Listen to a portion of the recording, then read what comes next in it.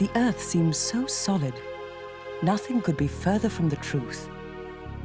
Only the thin crust of our globe is composed of rocks. The zones within are more plastic and much hotter. The core is very hot, at least 3,000 degrees Celsius, and very dense. Enormous pressure probably keeps it solid.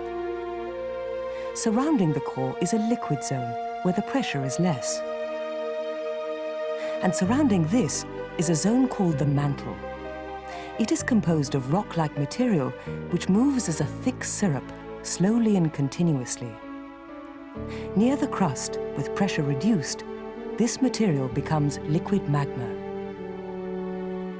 Release the pressure, and this happens.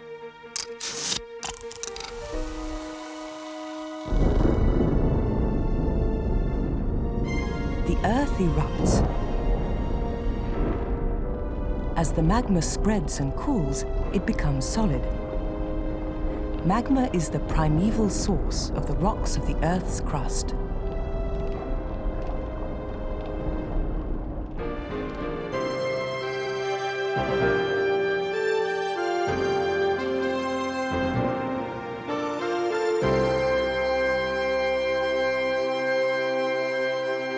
Our planet is now in one of its quieter periods, but a number of volcanoes are still intermittently active.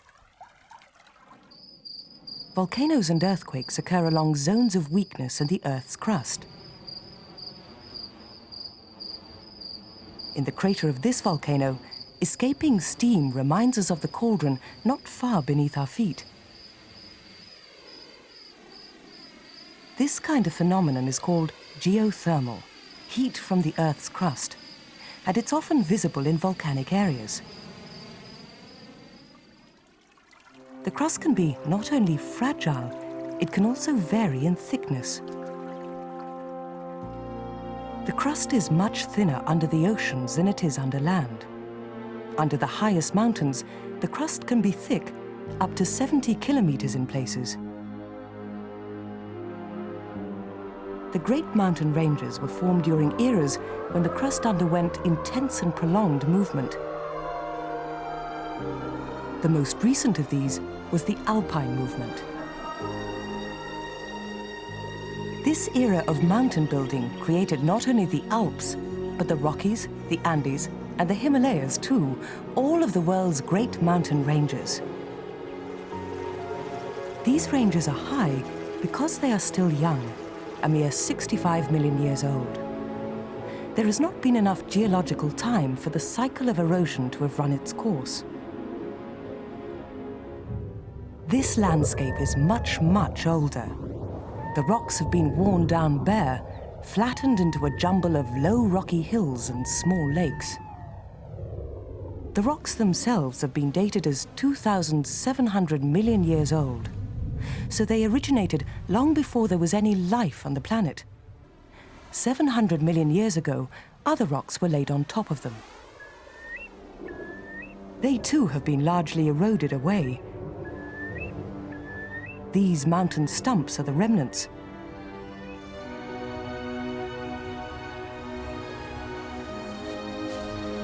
Man, a mere 10,000 years old, is a last-minute intruder.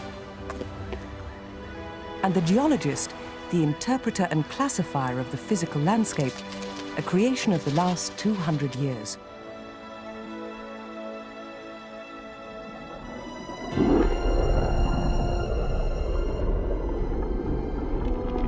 Magma, we said, is the primeval source of rock. Rocks directly formed from cooling magma are called igneous rocks. And rocks which are cooled on the Earth's surface are called extrusive. They can take many forms, from solidified lava flows to a wide range of rocks called pyroclastics made from volcanic debris. Weathering can enhance their strange shapes.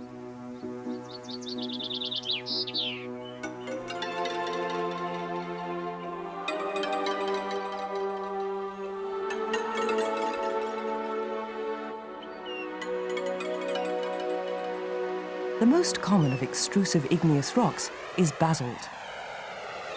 You can see here some of the forms it has taken when cooling.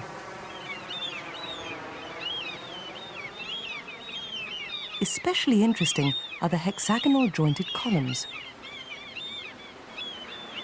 All igneous rocks are composed of minerals, mostly in the form of silicates. Basalt has little or no quartz, so we call it a basic rock.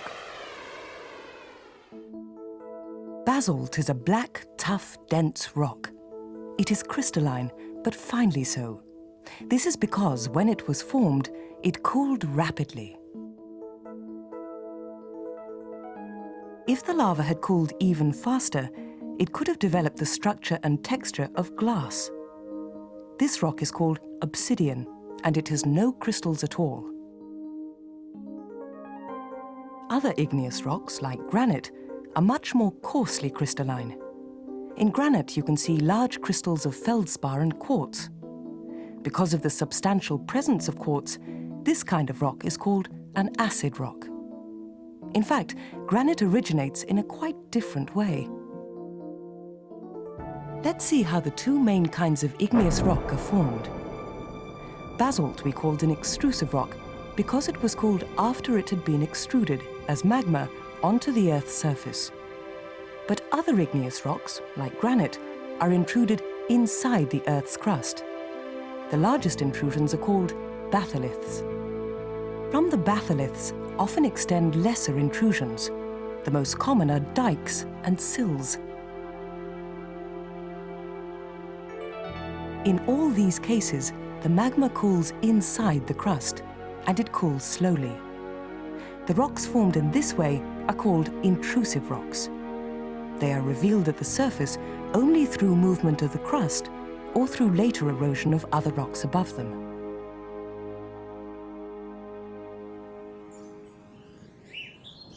This moorland is the surface of a great batholith. The exposed and fractured granite crests are locally called tors. They are the principal evidence on the surface of the huge granite batholith beneath. This is a sill that has been exposed to form a ridge. The sill extends for many kilometers, though the wall along it was built by the Romans. The sill is composed of another igneous intrusive rock called dolerite. This is a basic rock, chemically akin to basalt, but its granular structure is coarser. Gabbro is similar, but with a grain structure much closer to granite. It is the most well-known of the intrusive basic rocks.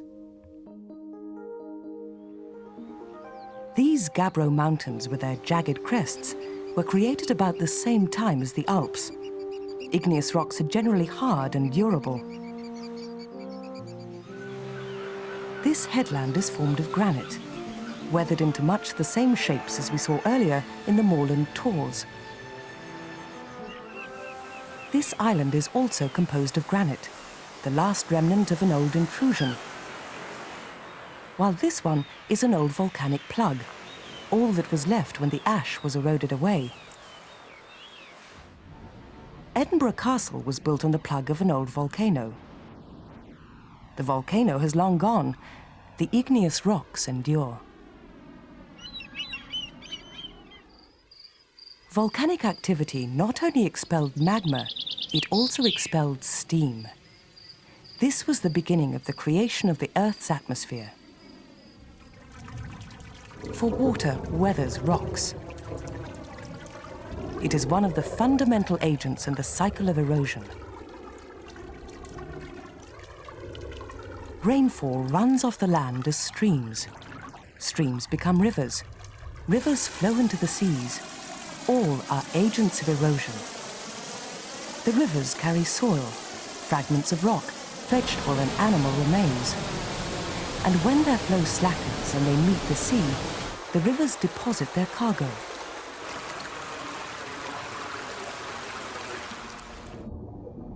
Over millions of years, silt and other sedimentary deposits build up. The lower layers are gradually compressed by the weight of the layers above into horizontal beds of rock. In this way, the second great class of rocks has been formed, the sedimentary rocks.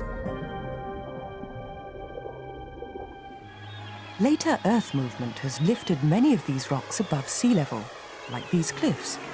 You can see the horizontal bedding of the rock very clearly.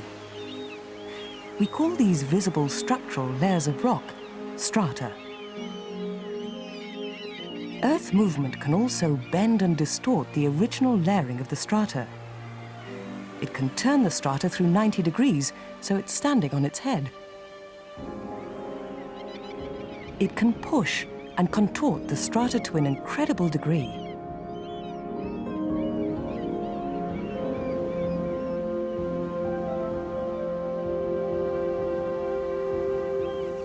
The coarsest sedimentary rocks are called conglomerates. Such rocks have large rounded stones of old material embedded in a later cement-like matrix. But most sedimentary rocks are made up of much finer material. This is a sandstone. It's made up of coarse grains of weathered rock fragments. The grains are roughly of equal size. Sandstones can be very old. These mountains, worn-down stumps of a much higher range, are 700 million years old. These cliffs are less than half that age. But you can still see the layers of dunes that were the origin of the rock. Not all sandstones look so sandy. This tough, durable outcrop is quartzite, well-graded quartz grains cemented with silica. It's about 500 million years old. It's the study of fossil remains within sedimentary rocks, the science of paleontology, which makes it possible for us to date these rocks with some certainty. Another group of sedimentary rocks, limestones, are particularly good for fossils. Limestones have their origin in sediments, which have a lot of organic debris. Such rocks are rich in calcium carbonate. Chalk is an especially pure form of limestone, almost all calcium carbonate. Limestone landscapes can develop their own very individual scenery. There is often no surface drainage system. It has migrated underground. Once a river made and flowed along this valley. And once this was a waterfall. Now the water emerges as a spring at its base. For limestone is permeable. Erosion by wind and water can carve limestone pavements into strange but characteristic patterns.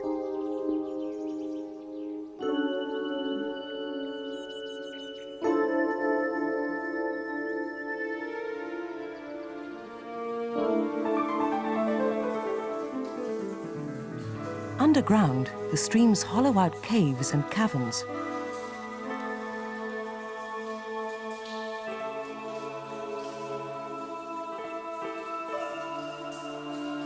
Dissolved limestone drips from the roofs, depositing itself in the form of stalactites and stalagmites.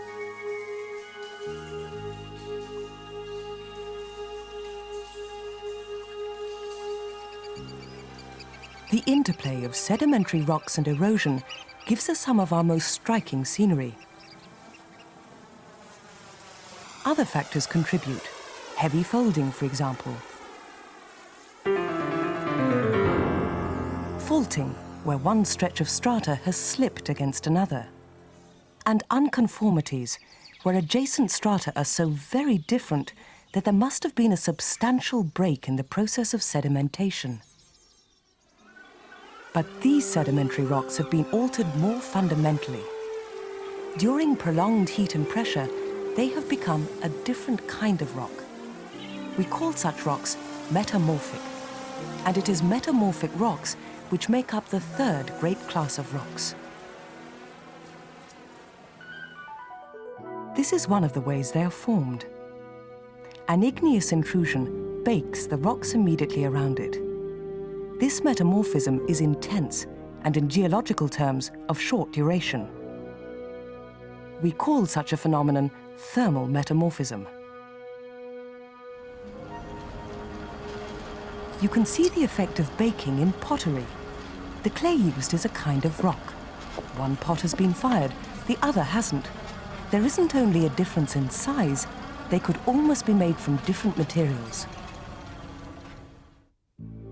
Over a much longer period of time, the kind of earth movement which creates mountains at the surface can also drastically change the nature of the deeper rocks beneath. These rocks endure great pressure, heat, and friction. They change their character. We call this longer-term, wider-scale change regional metamorphism. This metamorphosed sedimentary rock is called a schist. Once it was clay or mud, but in the process of being metamorphosed, the rock has become much harder. Heat and pressure have removed any fossils, and the way the rock has been squeezed has lined up the minerals in the same direction. This is another metamorphic rock called gneiss. It's coarser grained, and its minerals, while realigned, are banded crudely. Gneiss can be metamorphosed from both igneous and sedimentary rocks. Gneiss is hard and durable. Some of the oldest rocks known on Earth are gneisses, over 3,000 million years old. So metamorphism can give rocks an entirely new character, and sometimes a new usefulness. This is shale, a fairly soft, thinly layered sedimentary rock. It breaks easily.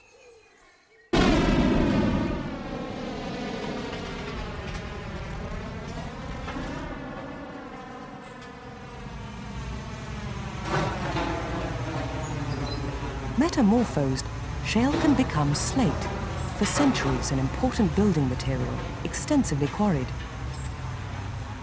There are different degrees of metamorphism. Slate has been only mildly metamorphosed, but it is still much harder than shale. It can be cut.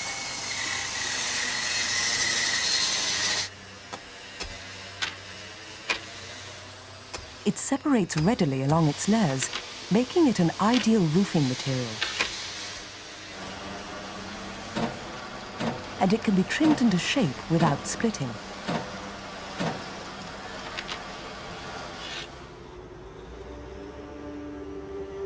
The limestones of the Apennine Mountains of Italy show us another example of rocks changing their character.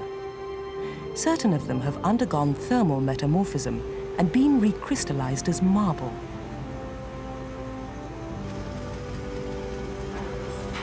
Near Carrara, some of the mountains are virtually solid marble and have been quarried since Roman times.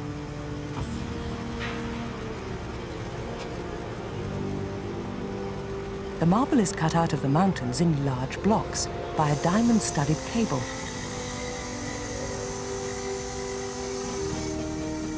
It has remarkable purity and consistency and is much sought after by architects and sculptors. These then are the three groups of rocks: igneous, hard, shiny, crystalline, and fossil-free; sedimentary, duller, softer, composed of grains or fragments, often with fossils; and metamorphic, hard like igneous, but often with the grains or minerals banded or aligned. Within these three main groups of rocks are countless varieties. The way these rocks outcrop, the way they relate to each other, and the changes they have undergone are the realm of the geologist. By studying the physical landscape of the present, the geologist can imaginatively recreate the physical landscapes of the past. And we all depend on rocks. They provide the essential raw materials which have allowed us to develop and build the modern world we live in.